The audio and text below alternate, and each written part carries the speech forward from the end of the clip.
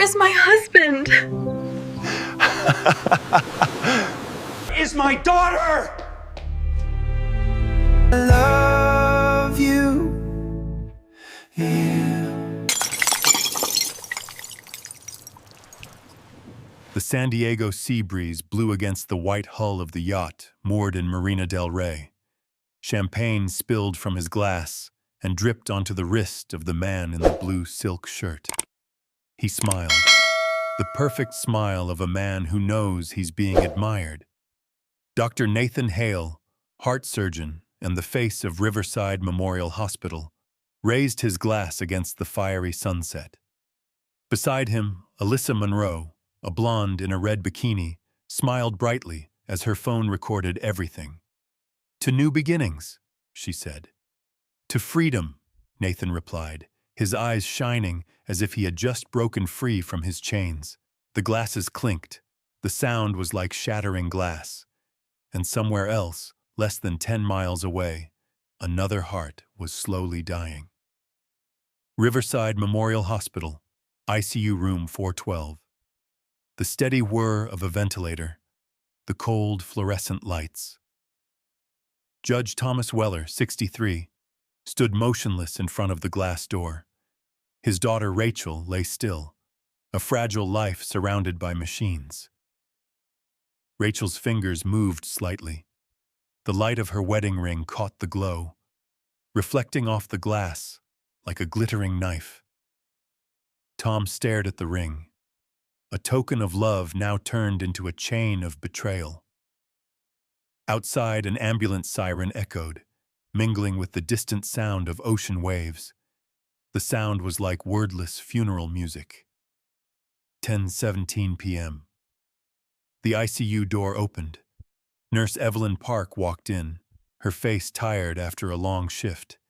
She gently tugged on Tom's sleeve, whispering as if afraid the cameras would hear. "Mr. Weller, there's something I can't keep quiet about." She handed him a file, a DNR form. The signature at the bottom made Tom's blood run cold. Nathan Hale, spouse. The signature was straight, neat, too perfect to be real. "This was filed this afternoon," Evelyn said. "But according to the system logs, Dr. Hale is still out of town, in Marina del Rey." Tom looked at her, his eyes burning. "Are you sure?" "I've worked here 23 years, she said. "I know a real signature when I see it. Sir, this DNR form is a fake." In that moment, his world collapsed. It was no longer a suspicion. It was the cold truth. The son-in-law he had once trusted was planning to kill his own daughter. He stepped into the hallway. The white light blurred everything. Nurses bowed as they passed, but no one dared to speak. He tried Nathan. No answer. Called again. Still no answer. A third phone rang, and then voicemail. "This is Dr. Hale. Leave a message." Tom stared at the screen. The blue light reflected off his lined, angry face. He threw the phone onto the chair and sank into the darkness. On the wall, the hospital clock ticked away the seconds. Each tick felt like a knife to his heart. Cut scene. The yacht sways gently under the neon lights from the harbor. Alyssa is taking a selfie video. "Say something, babe." Nathan turns, a half smile on his face. "Life is short. Some people just don't make it." Alyssa laughs, not understanding the meaning. He raises his glass, the sparkling wine reflecting off his steely eyes. Under the Instagram caption, the words appear, "Slip 42, $47,000 well spent." The last of the sunset fades, and in that moment, you could sense that something was beginning to go terribly wrong. 2:03 a.m. Tom is still sitting in the empty hallway, staring out the window toward the parking lot. The night wind blows through the cracks in the door, pushing the DNR form from his hands. It flips over, landing where the forged signature had been. The flashing emergency lights reflect off the glass like bloodstains. "He was waiting for me to die," he muttered, voice low and hoarse, "so he could get the money, and he thought no one would find out." A tear fell to the paper, not of grief but of oath. He picked up the phone and dialed a number. "Jack Rourke," a weary voice answered. "Jack, this is Tom Weller. Remember that divorce 23 years ago?" There was a pause, then a low chuckle. "Old Judge, I owe you a favor. What's going on?" "I need you to find out everything about Nathan Hale, his bank account, his assets, his schedule, and what he did today." "How long will it take?" "Before dawn." "Understood." Tom hung up, staring at the white ceiling, as if looking toward the heaven Rachel was trying to cling to. "You must not die," he whispered. "I will pull you back, even if I have to drag you through hell." Across town, Marina del Rey. Nathan leaned back in his chair, harbor lights reflecting in his eyes. His phone vibrated. Alyssa had just posted a video. He smiled. Little did he know that somewhere else a father had just started a war that would burn the world for justice. A man can lose everything, honor, money, power, but if he still has a cause to fight for, he is more dangerous than any rich man on earth. From the diary entry of November 10th, 2024. Judge Thomas Weller. He didn't sleep that night. His instincts, as a judge who had seen thousands of lies, told him things were just beginning. As the gray dawn crept over the hospital buildings, Judge Thomas Weller returned to Riverside Memorial, the place where just hours earlier he had vowed not to leave until he knew the truth. 6:02 a.m. The hospital air in the morning was cold and bare. The ICU glass door was still lit, but when he approached, the guard raised his hand to block it. "Sorry, Mr. Weller. New orders from Dr. Hale. This ward only allows immediate family access." Tom paused. "I'm her father." "I know, sir, but the order says spouse only." "And who signed that order?" "Dr. Hale. He said there were psychological problems in the family and didn't want to upset the patient." In that moment, the man who had sat on the bench of thousands of divorce cases suddenly realized that he had just been pushed out of his own flesh and blood by a cold line. He looked through the window, saw Rachel's shadow behind the glass, her breathing tube throbbing. "My daughter is dying, and I am forbidden to see her?" No one answered. Only the steady beeping sound from the monitoring room, cold as a sentence. 3 hours later, he was still sitting on the metal chair in the third-floor hallway. His coffee was cold, and the pale fluorescent light cast a shadow over his wrinkled face. Everyone who passed by ducked their heads to avoid his eyes. Everyone knew something was wrong, but the silence in the hospital was sometimes more frightening than gunshots. 2:37 p.m. A soft voice rang out behind. "Mr. Weller, don't turn around. Follow me." He recognized Nurse Evelyn Park's voice immediately. She led him down a narrow hallway to a filing room. No cameras. No one knew. Evelyn opened a cabinet, pulled out a thick file, and placed it on the table. "I could lose my job, but you have to see this." On the cover it read, "R. Weller Pierce, patient record number 4312. The third page was a new DNR form. Do not resuscitate. The signature at the bottom, Nathan Hale. But something was wrong. Too neat, too round. Like the handwriting in a medical order book, not the hasty scribble he usually used when signing. This was filed at 3:17 yesterday afternoon, Evelyn said. But according to the location log, Dr. Hale was in Marina del Rey. The GPS on his ID card confirms that. Tom gripped the edge of the table so tightly, his knuckles turned white. That is, he signed the DNR while drinking champagne on the yacht? And worse, Evelyn said, her voice shaking. The chief physician didn't sign the second consent. By law, a DNR requires 2 signatures. The air in the room seemed thick. Tom looked at the words.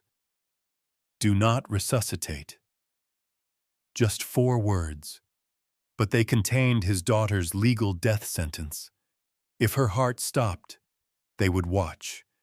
And he, her husband, would be the one to order, not to resuscitate.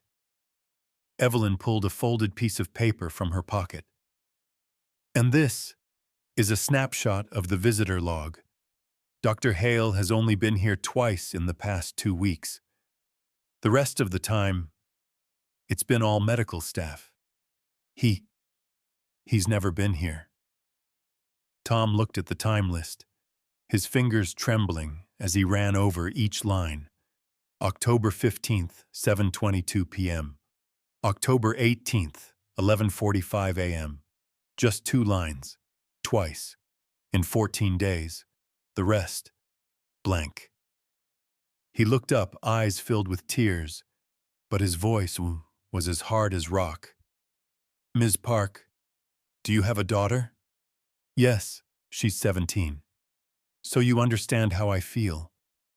I used to believe in this system, believe in the law, but today, I realized the law can also be bought, and justice is being blindfolded. Evelyn nodded silently. I'll help you, but I can only do so much. All the cameras are monitored. Be careful. She left, leaving Tom alone in the white-lit room. He sat down in a chair, placing the file on his lap. Outside, the loudspeaker blared. Code Blue, ICU 4th floor. His heart sank. He jumped up, ran into the hallway, but the guard stopped him again. Excuse me. The area is locked down. That's my daughter. We have orders, sir. His hands shook. Files fell to the floor, papers flying, like a blizzard. Amid them, the fake DNR slip slid to the guard's feet. A line across the top of the page caught Tom's eye. Time with 500 poems. Effective immediately. That is, if Rachel went into cardiac arrest, they wouldn't save her. He backed away, leaning against the wall, his head tilted back to the ceiling. It felt as if the world had collapsed, crushing all reason. A drop of water fell down his cheek. He didn't know if it was tears or sweat. All he knew was that, at that moment, he no longer believed in any laws written on paper. If justice turns its back on me, he whispered, I will create another justice. Outside the glass door, the afternoon sun fell, dyeing the hospital corridor a golden yellow. His shadow stretched across the white tiles, lonely and cruel. In the distance, a long beep sounded, piercing. No one knew if Rachel's heart was beating or had stopped. Tom stood motionless, his hands clenched around the file. The world was silent, except for the breath of despair. As darkness swept through the hospital hallway, a heavy, suffocating silence followed close behind. Tom Weller sat alone in the empty filing room, where the flickering fluorescent light hummed like a dying heartbeat. The papers from earlier still lay there, scattered, untouched, ghost-like in the half-light. Among them, he recognized an open letter from the insurance company, not from the hospital, from Mutual of California. Bold subject line, cold and final as a verdict. Regarding policyholder, Rachel Weller Pierce, death benefit inquiry. From Dr. Nathan Hale. 8:45 p.m. Tom slowly pulled up a chair, the legs scraping against the linoleum floor with a hollow echo, and opened his laptop with trembling fingers. He accessed his old lawyer's system. He still had access to civil records, a habit he never fully let go. 3 clicks. The name Nathan Hale appeared, along with a list of insurance company contacts, repeating 4 times in the past 2 weeks. Each time, the same question appeared on record, like a cold whisper repeating in the dark. Is a patient's death due to a traffic accident considered accidental death? How long can the insurance benefits process be shortened if there is a valid DNR? Tom paused. The words, "if DNR is valid," made his chest tighten, like a vice. His hands shook, but his eyes were no longer those of a grieving father. They were the sharp, merciless eyes of a judge seeing the first undeniable evidence of a crime forming before him. The next morning, sunlight streamed through the glass of his home office, warm, golden, and indifferent, where he once hung the plaque, "Justice above all." On the desk, a series of documents lay arranged in grim order. The insurance contract, $2.3 million. The dealer's note, double indemnity clause, accidental death, $4.6 million payout. And a photo from social media, Nathan and Alyssa on a yacht, captioned "New Beginnings." Tom chuckled, a dry, joyless laugh, echoing like the crack of old wood. It all fits. Car accident, false DNR, insurance. He turned his gaze to the family photo on the shelf. Rachel, Nathan, and Lily, smiling, unaware. That photo hurt him more than death itself, because he knew the man in that frame was using the law, twisting it like a blade, to erase him from his own bloodline. 10:15 a.m. The doorbell rang, a sharp sound slicing through the silence. A young woman in a gray suit stood outside the gate, holding a clipboard tight against her chest. "Hello, Mr. Weller. This is Samantha Green with Child Protective Services. We have a new application for verification." "What application?" "Regarding your guardianship of your granddaughter, Lily Hale. We received a report from her father, stating that you are showing signs of early-stage dementia." The air in the room froze, thick as glass. Tom laughed, low, broken, disbelieving. "Dementia? He's saying I'm insane? I took a cognitive test 3 weeks ago. Perfect." "I understand, sir, but we have to test according to regulations." Tom invited her in, opened the safe, took out a thick envelope, and placed it on the table with deliberate precision. "Here are copies of my medical reports. And these," he pulled out another file, heavier, "are cases I tried when I was a judge. People lost custody of their children because they faked illness.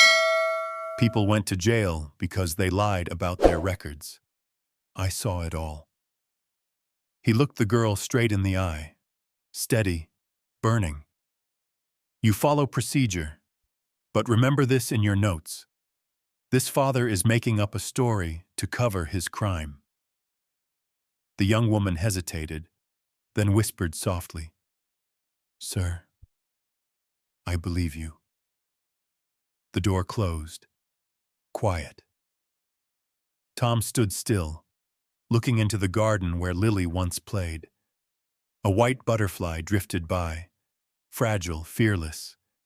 He whispered like a vow to the wind, "If he wants to take the girl away, he will understand what an old man who knows the law is."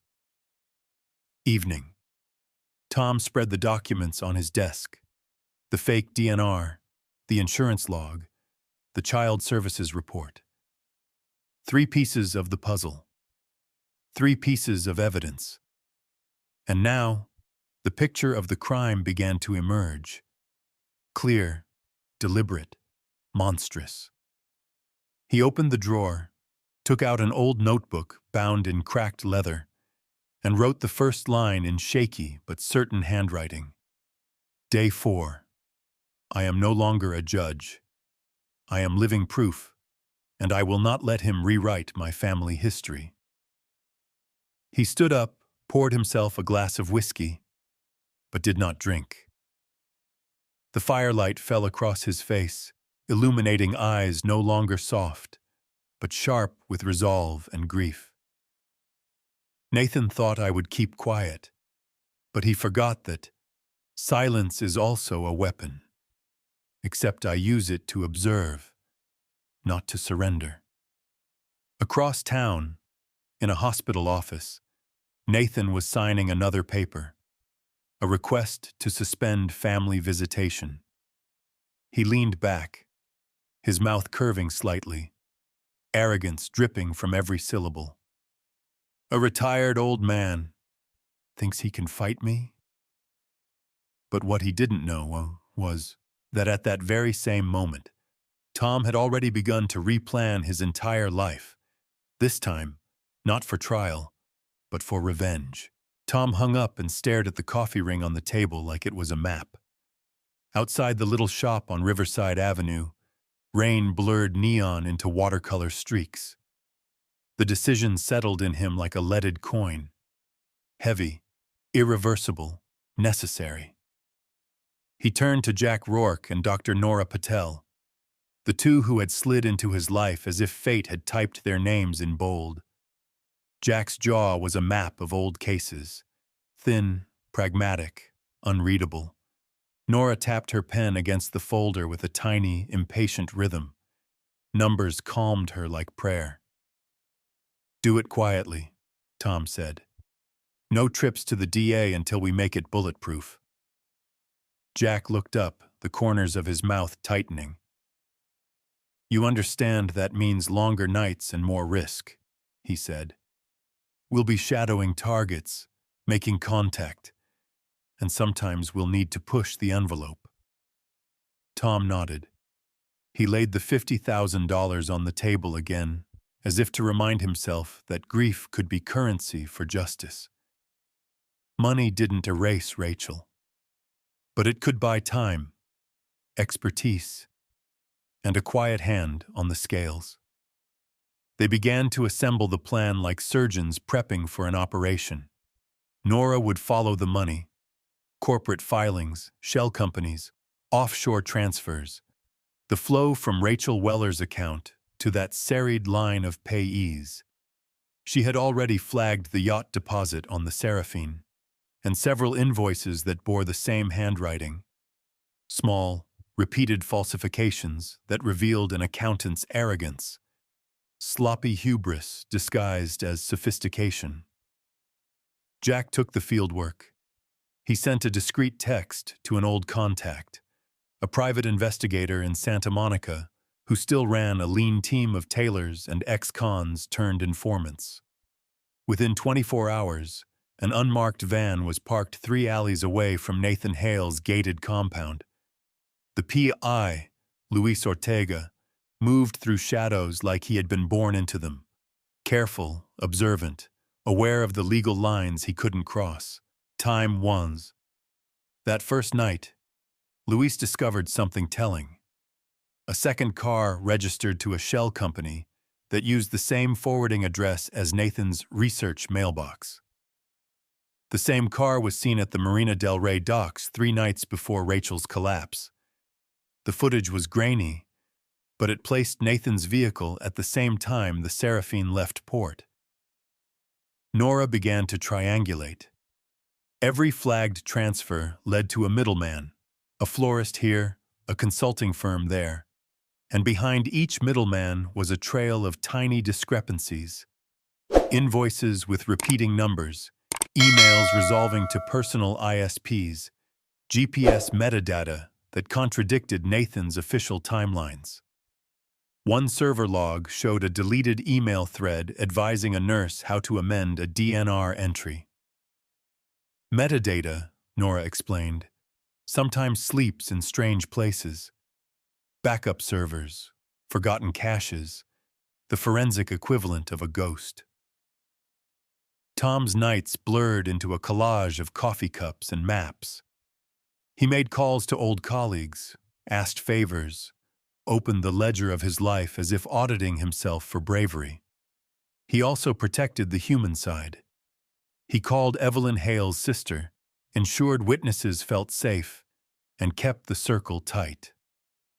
On the 7th day, Nora found a blemish in Nathan's perfect record, a forged signature on an oxygen log, matched by a fingerprint pattern linked to an access fob only senior staff held. The kind of arrogance criminals make, the belief that systems don't notice. But systems notice when people like Nora and Jack read them with different eyes. Luis secured a physical breadcrumb, a cigarette butt near the Seraphine's mooring, carrying Nathan's DNA. The lab report reached Nora, and she smiled the kind of smile that meant victory was no longer a dream, but a calculation. Throughout it all, Tom kept his silence. He refused to leak to reporters, even when baited by cruel voices on the phone. There was strategy in silence, and there was dignity. Rachel deserved better than spectacle. Jack coordinated the legal endgame. He drafted affidavits with chain of custody that couldn't be broken. When they finally walked into the DA's office, they wouldn't be asking.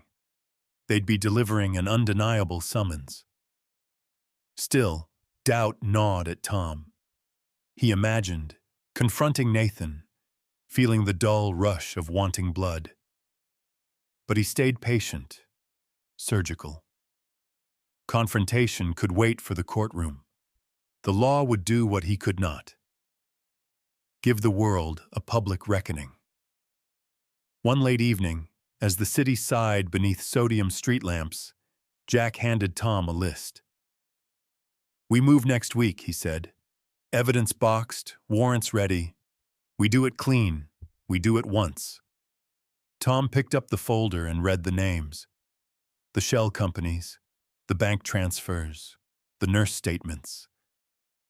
He saw Rachel's face in every margin, a ghost in the ledger he could no longer edit. He pressed the folder to his chest, eyes closed, letting the rain outside wash over what was left of his old life. They weren't playing with money or grief. They were building a case that could not be shrugged away. Tom had given his pension, and the rest he gave in silence. Justice, he now understood, wasn't an act of one man's fury. It was a long, cold marathon run by steady feet.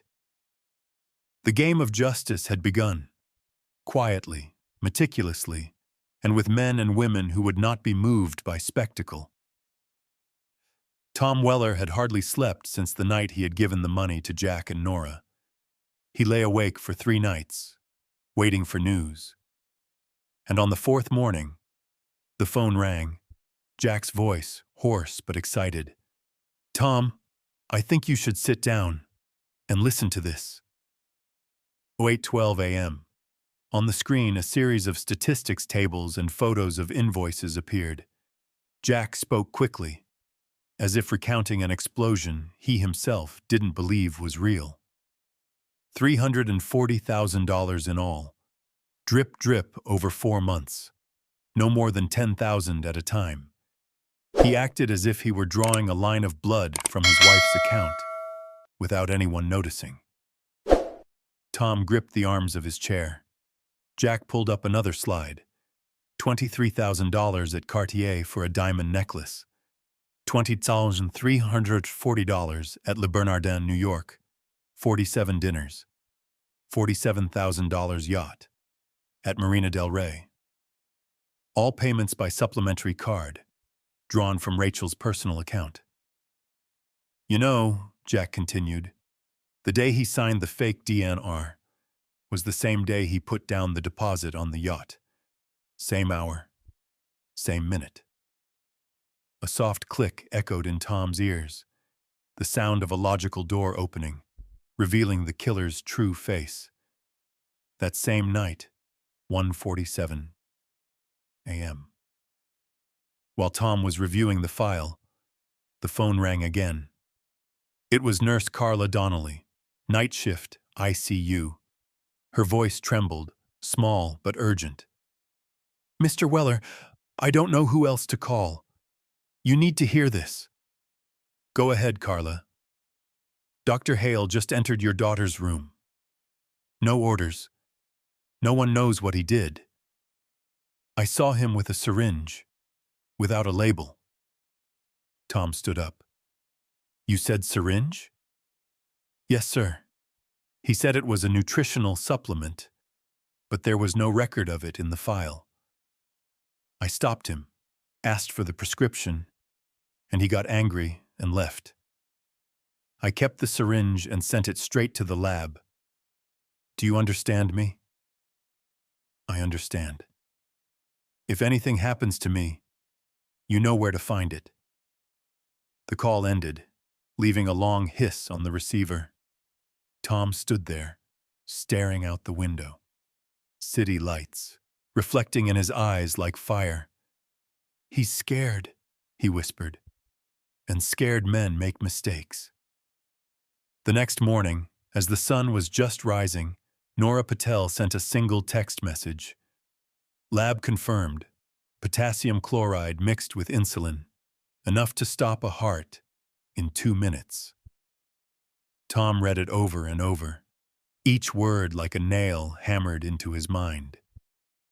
KCl, the liquid used in executions, and insulin, to fake diabetic shock if someone died. This was no longer a plot. This was premeditated murder. 10:45 a.m. Jack called back. We can hit him right now. I have friends at Channel 7. They'll go on air if we have something big enough. Give them a copy of the test results, Tom said, his voice cold as steel. No need for further comment. 2 hours later, the news appeared on national television. Reporter Susan Lee stood in front of the Riverside Memorial, her voice clear and firm.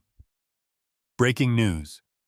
A prominent San Diego surgeon is under investigation for allegedly plotting to poison his comatose wife in the hospital. The image popped up. Dr. Nathan Hale, white coat, beaming face from the hospital website. Text scrolled below. Surgeon under investigation for attempted homicide. In the living room, Tom sat motionless, eyes glued to the screen. He felt no joy, no satisfaction, only a stillness, as deep as a lake before a storm. He knew this was only the beginning, but for the first time in weeks, he sensed the scales of justice beginning to tilt. The phone rang again. Unknown number. Mr. Weller? This is reporter Susan Lee. Do you have anything to say? No. Do you confirm a family relationship with the victim? I can confirm one thing, he replied, his voice low. If they don't arrest him, I will. In the afternoon, the emergency room was in chaos.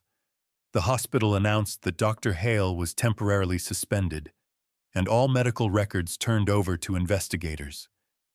Nurses whispered. Reporters crowded the hallway. Tom walked through the crowd, calm, like someone used to the most brutal trials. Flashes popped, but he only said one sentence to the camera. "I do not seek revenge. I seek the truth." As night fell, he stood in front of Rachel's ICU room door. The monitor beeped rhythmically, steady as a heartbeat. He gently placed his hand on the cold glass and whispered, "I'm still here. And now, the whole world knows who he is." The flickering light reflected on his face, exhausted, yet burning with unquenchable fire. Outside, the night wind drifted through the hospital corridor, carrying whispers. Surgeon under investigation. Justice had just opened the door. But beyond, a deep abyss awaited. After the news broke across every channel, Riverside Hospital transformed from a sanctuary of healing into a war zone of whispers. Reporters camped outside like vultures circling fresh prey. Inside, the once sterile hallways reeked not of antiseptic, but of fear, betrayal, and the sour sweat of guilt. Nurses avoided eye contact. Interns deleted messages in dark corners. Every flicker of a phone camera made people flinch. Even the automatic doors hesitated, as if the building itself wanted to hold its breath. And through it all, Judge Thomas Weller, retired, broken, yet sharper than ever, remained silent. He didn't chase headlines. He didn't argue online. He watched.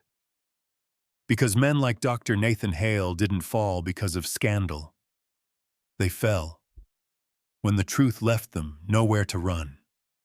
That night, while the city slept under sirens and drizzle, Tom returned to Riverside, not to visit his son, but to finish what he started. 1:47 a.m., Riverside's underground parking lot stretched like a labyrinth of concrete ribs, lifeless, humming only with the drone of ceiling fans. The fluorescent lights flickered, like failing memories. Nathan Hale moved fast through the gloom. His once crisp white coat was now a ghost of itself, wrinkled, stained with sweat and adrenaline. His shoes clicked unevenly, echoing across the cavernous space. His breath was shallow, eyes darting toward every shadow that seemed to whisper his name. He reached his car, a black Mercedes, spotless, except for the blood-red parking citation tucked beneath the wiper. He cursed under his breath and tossed it aside. When he bent to open the trunk, a voice, low, cold, steady, cut through the static of the fans. "Timestamps don't lie, Doctor." The sound sliced the air like a scalpel. Nathan froze. Slowly, he turned. Tom Weller stood at the edge of the light. Rain clung to his coat, glistening like tiny scars. In his right hand, a thick folder bulged with documents, its corners bent, edges torn. A few papers slipped loose, skittering across the floor. Like rats fleeing a sinking ship, Nathan's voice came out dry. "What are you doing here?" Tom took a step forward. His shoes made no sound on the wet concrete. 8 months, $340,000 transferred from Rachel's account. Every cent linked to your private escapes, flights, hotels, the yacht named Seraphine. $47,000, Nathan. You bought freedom with her death certificate. Nathan's nostrils flared. His jaw locked. "You don't know what you're talking about." Tom didn't blink. "Alyssa Monroe left LA this morning, broke her lease, left a statement for the FBI before boarding her flight. She gave them everything. The passwords, the recordings, your voice." Nathan's car keys slipped from his hand, and hit the ground with a metallic echo that rang through the garage like a gunshot. He staggered back a step. Sweat rolled down his temple. "You don't understand what's happening, Tom. This isn't—" "I understand perfectly." Tom closed the distance until the shadows of the two men merged into one. His eyes burned steady, not with fury, but with purpose. "I'm standing in front of the man who killed my daughter twice. Once with a steering wheel, once with a syringe." Nathan's lips curled in a forced smirk. "What proof do you even have?" Tom slammed the folder against Nathan's chest. "Potassium chloride mixed with insulin. Traces found in Rachel's IV. Your fingerprints on the vial.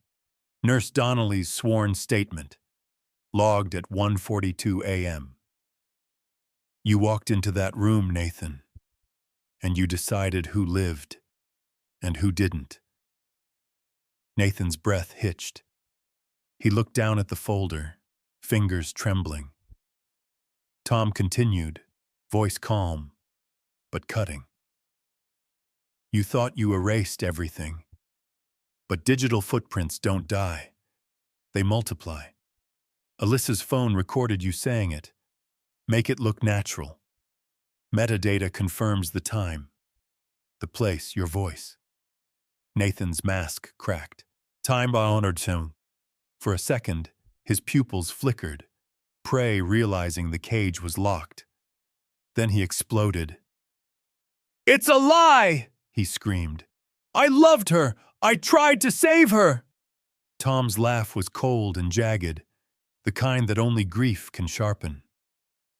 "Love," he echoed. "Lovers don't call insurance agents to ask about double indemnity. Lovers don't book a yacht while their wife is on life support. Lovers don't inject poison and call it mercy." Nathan stumbled back until his shoulder hit the cold trunk of his car. The fan's hum grew louder, synchronizing with his panicked breathing. "You wouldn't dare touch me," he spat. "You're just an old man, with grief and a grudge." Tom tilted his head slightly. "No," he said. "I don't need to touch you. The law will." He turned, walking toward the exit.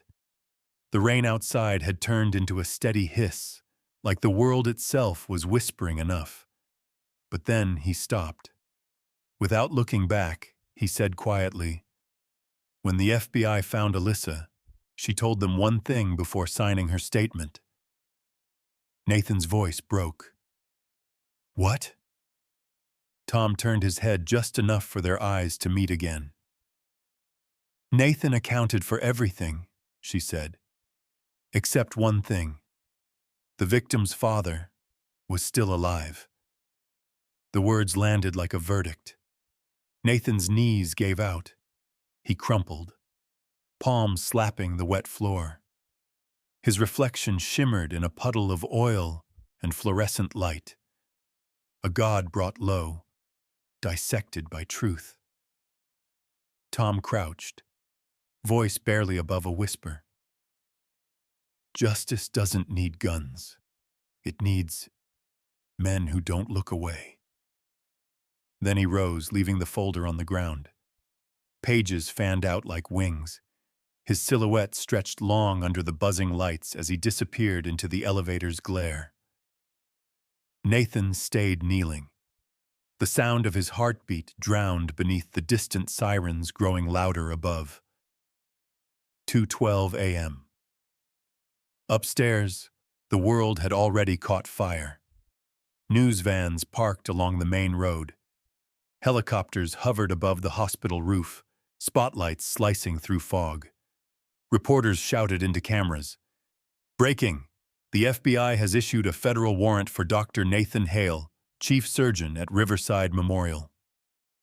Allegations include insurance fraud, tampering with medical records, and suspected assisted homicide." Police lights painted the hospital's facade in red and blue. Every exit was sealed. Nurses huddled behind reception desks, whispering Nathan's name like it was a curse. One janitor crossed himself before locking the supply room. And in the basement, the man they once called the miracle surgeon sat alone, shaking. His phone buzzed beside him, dozens of missed calls. One unread text from an unknown number. He picked it up. The message was simple. "We told you not to underestimate her father." His hand trembled. The phone slipped, shattering on the concrete. From above, the faint echo of the hospital intercom drifted down. Code Silver. All staff remain in designated areas. Law enforcement is on site. Nathan pressed his back to the car door and stared into the dark. For the first time in his life, he couldn't calculate his next move. The man who once played God now prayed for mercy, and no one was listening. Outside, Tom Weller walked into the storm. The rain felt cleaner now, like the world had washed its hands of the lies. As he reached his car, he looked back once. Behind the glass and concrete, sirens flashed like dying stars. He whispered, almost to himself, "You can't heal what you killed, Nathan. But maybe now, she can rest." He got in, started the engine, and drove off into the night. And beneath Riverside Hospital, in the heart of the city that had worshipped him, Dr. Nathan Hale finally understood. Every road he built had already led here, to this silence, to this reckoning, to the end of his own God complex. The basement light that night still haunts Tom Weller. But this morning, it has changed color. From the cold white of fluorescent lights to the bright yellow glow shining through the glass of Courtroom 9, Los Angeles County Courthouse. He walks slowly, holding Lily by the hand, the little girl he vowed to protect with the rest of his life. The hallway is packed. Newspapers jostle, cameras flash. A small sign hangs on the door. State of California versus Dr. Nathan Hale. Inside, the air is thick. At the front, Judge Rebecca Linwood, Tom's former student of justice, sits upright, her gavel in hand. Behind her, rows of reporters, nurses, witnesses, lawyers, and former Riverside patients. In the middle, Nathan Hale sits with his head down, handcuffs glinting beneath the fluorescent light. Every time he raises his head, flashes explode. And each time, they see it. The once godlike man, reduced to a petty criminal. The trial begins. Nathan's defense attorney speaks weakly. "Your Honor, my client is under excessive mental pressure." But Judge Linwood raises her hand. Cold, precise. Mental pressure does not allow anyone to hold a syringe containing potassium chloride and enter a patient's room. A hush falls. Tom watches, silent. He has carried the hammer of justice before, but never has it felt this heavy or this clear. The first witness, Nurse Evelyn Park. Her voice trembles, but her eyes are steady. "I saw the DNR form. The signature was forged, and I know Dr. Hale wasn't in the hospital at that time." On the screen, footage from the ICU hallway. Nathan leaving the hospital with Alyssa, suitcase in hand. The timestamp matches the filing log. A wave of murmurs ripples through the courtroom. Next, Dr. Nora Patel, forensic accountant. "I tracked the entire flow of money, $340,000, withdrawn from the victim's account. Every transaction matched the defendant's spending." The screen lights up. red arrows linking to Alyssa Monroe. Each arrow, a digital bloodstain. The entire room feels it. Third witness, FBI agent Claire Donovan. She steps forward, placing a thick file on the stand. We seized Alyssa Monroe's laptop at Vancouver Airport. It contained emails with Dr. Hale discussing how to resolve the accident, ensure the DNR is legal, and transfer insurance funds quickly. She opens a photo. This is Rachel Weller-Pierce's brake line, cut cleanly with a scalpel. The cut matches the tools from Dr. Hale's personal surgical kit. A loud gasp fills the air. The gavel slams, but no one calms down. Because everyone knows the accident that left Rachel in a coma was never an accident. Tom's eyes lock on the defendant. Nathan looks up, blank, voice hoarse. I didn't mean to kill her. Rebecca stares back. No intention, just action. Dr. Patel raises the final bill. $47,000 for a yacht, rented the day Rachel entered intensive care. The photo appears. Nathan and Alyssa, raising a glass. Caption reads, "To new beginnings." He started again, Nora says, before his wife stopped breathing. Rebecca's voice fills the courtroom. Dr. Nathan Hale, the court finds you guilty of first-degree murder conspiracy, federal financial fraud, falsification of medical records, and obstructing an investigation. She pauses. Her eyes find Tom. 25 years in federal prison, no parole. The gavel falls. Bang! Thunder in the quiet morning. The room erupts. Tears, gasps, relief. Tom holds Lily tight. The weight lifts. His heart can finally breathe. As Nathan is led away, he turns to look at Tom. No arrogance, no power, only the hollow stare of a man consumed by his own darkness. Tom says nothing, because sometimes silence is the final judgment. Outside the courthouse, reporters swarm. Mr. Weller, do you feel victorious? He smiles faintly. No, justice is not victory. It's the world being put back to its rightful order. Lily tugs his hand. Grandpa, will Mom wake up? He kneels, whispering softly, if anything can bring her back, it will be today. The sunset falls, reflecting on the courthouse wall, where the cracks of darkness have just been sealed by light. The morning breeze carried the scent of salt and blooming jacaranda trees down the hill from Balboa Park.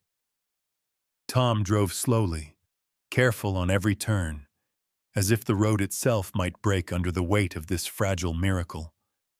The back seat was filled with flowers, white lilies, Rachel's favorite, and a small stuffed dolphin that Lily insisted on bringing.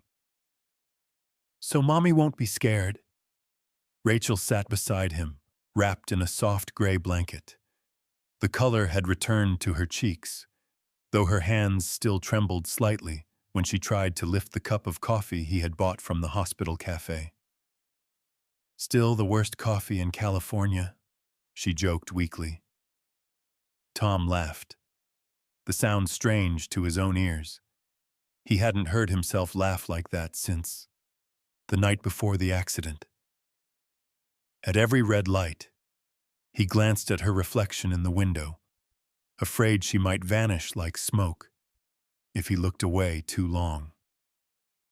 When they arrived at the old house in Mission Hills, Tom parked in silence.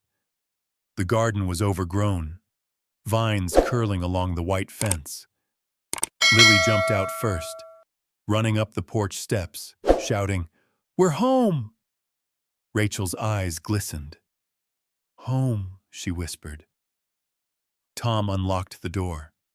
The smell of dust and cedar filled the air. Everything was exactly as it had been left. The half-finished puzzle on the dining table, the winter coat still hanging on the rack, and a mug with faded lipstick marks sitting by the window. For a long moment, none of them moved. Then Rachel reached out, her fingers brushing the photo frames on the mantel, her wedding picture, the family trip to Big Bear, Lily's kindergarten portrait. Tom noticed she lingered on one frame, then turned it face down. He didn't say anything. Some memories didn't need to be spoken about, to be buried. "Let's open the windows," she said finally. The wind swept in, carrying sunlight and the scent of the sea. That evening, neighbors came by quietly. Mrs. Delgado from next door brought chicken soup. The mailman left a bouquet on the porch. People smiled in that reverent way reserved for those who have survived something impossible. Inside, Tom cooked dinner for the first time in months. He burned the garlic, and Lily laughed until she had to wipe her eyes. Rachel sat at the table, her hair tied loosely, her gaze soft. Every now and then she would look at her father and whisper, "Thank you." He didn't reply, afraid his voice would break. After dinner, Lily fell asleep on the couch with the dolphin pressed to her chest. Rachel looked at her daughter for a long time. "She's gotten taller," she murmured. Tom nodded. "She waited for you to come back before growing up." Later that night, Rachel stood by the window, watching the city lights. Tom joined her. Outside, cars hummed, like distant waves. "You know," she said, "when I was gone, I dreamed of this. Not hospitals, or verdicts, or pain. Just this. Quiet. The three of us." Tom placed a hand on her shoulder. "You earned it." For a moment, neither spoke.